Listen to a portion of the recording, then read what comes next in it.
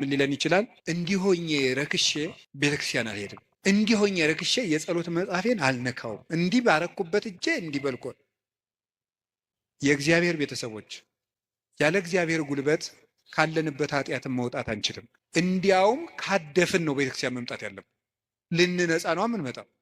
መስራት እንኳን ባይሆንልኝ እግዚአብሔር እንዳይሰደብ ብለን እንኳን መልካም መሆን አለብን። በእውነቱ ማለት እግዚአብሔር እንዳይሰደብ የእኛን ተውት፣ እኛ ባንድን እንኳን ፈጣሪን እንኳን እኮ ለእግዚአብሔር ለትልቅ ሰው ተብሎ እኮ ጥሩ ስራ ይሰራል።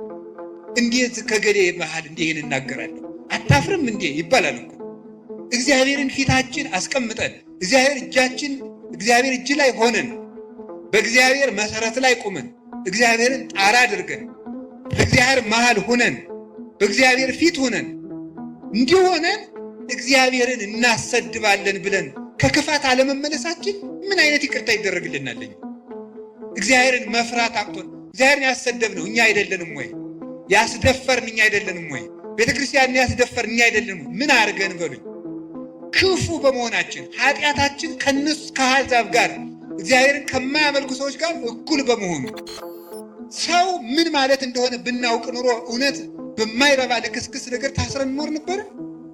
ሰው እስኪ ምንድን ነው ብላችሁ እስኪ ጠይቁ። እኔ እኮ ሰው ነኝ ብላችሁ አስባችሁ? እኔ ጅብ አይደለሁም፣ እኔ ውሻ አይደለሁም፣ እኔ አይጥ አይደለሁም አትሉም እንዴ?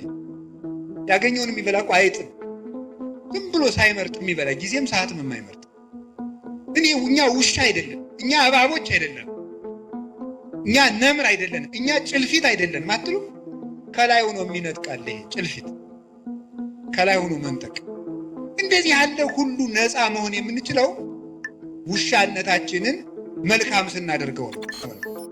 ጋኔን የምንጨነቀው የባሰ ኃጢአት ለማሰራት ከጥቂት ኃጢአት ይጠብቃል ሰይጣን። ነፍስ ማስገደል ከፈለገ ሌላ ነገር ያደርጋል፣ ሌላውን ኃጢአት ያስተዋል። የምትክድለት ከሆነ አንተን በጫት ማደንዘዝ በሱስ ማደንዘዝ ለምን ይፈልጋል? ሰው ራሱን ከተቆረጠ በኋላ ቀይ ካባ እንደርብለት ቢጫ ካባ እንደርብለት ይባላል። አንገቱን ተቆርጦ የለም ራሱ እኮ የለም።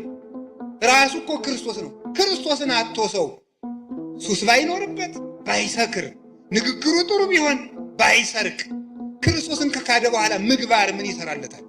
ያለ መሰረት የሚቆም ቤት እንደሌለ ማለት ነው።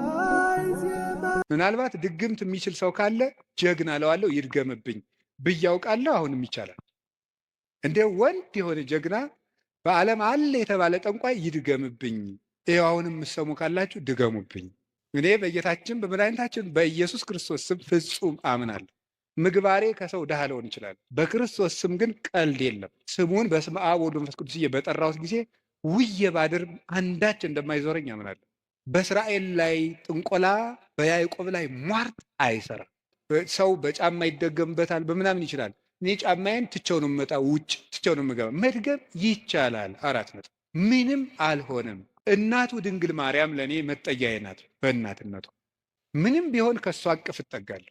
ሰማይ መጅ ምድር ወፍጮ ሆነው አጣብቀው ቢፈጩኝ አንቺ ከኔ ጋር ከሆንሽ ምን ይሆናል? እመቤቴ ቅድስት ድንግል ማርያም ሆይ ልጅሽ ከወደደኝ ማን ይጠላኛል?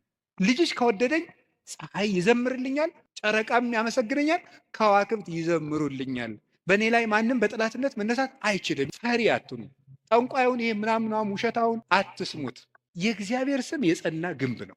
ሰው ስልክ ደውሎ ቢያስፈራራችሁ፣ ሰው በስልክ ቢሰድባችሁ፣ ያመናችሁት ቢከዳችሁ፣ አደጋ ወደ እናንተ እየመጣ እንደሆነ ብትሰሙ ከዳዊት መዝሙር 1 አውጥታችሁ አንብቡ።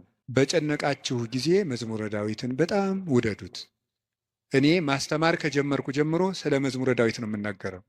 አንዳንድ ጊዜ ሰይጣን ምን ሊለን ይችላል? እንዲሆኜ ረክሼ ቤተክርስቲያን አልሄድም፣ እንዲሆኜ ረክሼ የጸሎት መጽሐፌን አልነካውም፣ እንዲህ ባረኩበት እጄ እንዲህ በልኮ። የእግዚአብሔር ቤተሰቦች ያለ እግዚአብሔር ጉልበት ካለንበት ኃጢአትን መውጣት አንችልም። እንዲያውም ካደፍን ነው ቤተክርስቲያን መምጣት ያለብን። ልንነጻ ነው የምንመጣው። አሳዳጁን ጳውሎስ አይደለም እንዴ ተነስተን ቅዳሴ ላይ ቅዱስ ሐዋርያ ጳውሎስ ሰናየ መልእክት ፈዋሴ ዱያን ዘነሳይከ አክሊለ ሰአል ወጸሊ በእንቲአነ ያድኅን ነፍሳተነ በብዛ ሳህሉ ወምሕረቱ በእንተ ስሙ ቅዱስ የሚባለው እኮ አሳዳጁ ጳውሎስ ነው።